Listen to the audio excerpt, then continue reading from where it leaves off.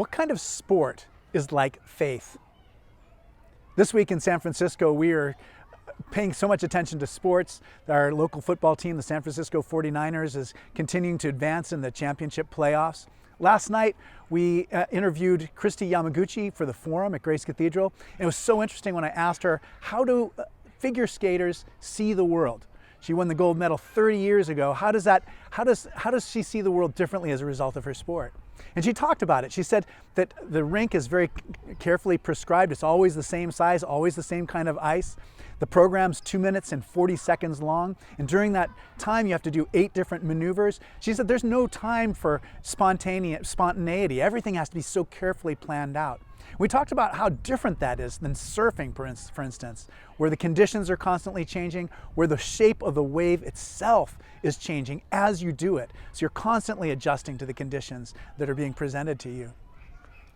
The Apostle Paul was responsible for a quarter of the New Testament, and he also recognized this analogy between faith and athletics.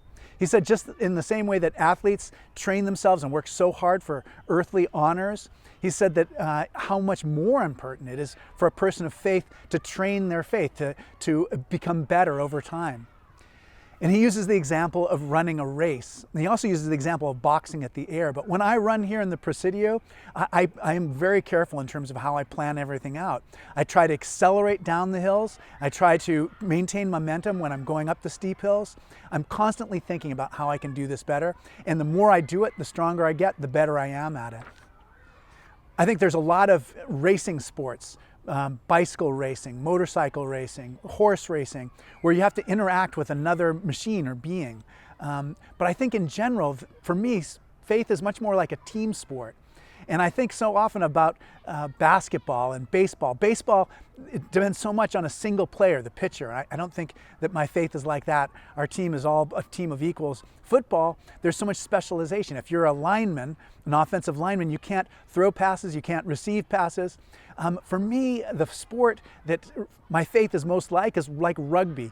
You know, you run along with the ball for as far as you can go, and then you hand it off to the next person. That person runs as far as they can go, and you hand it off to the next person.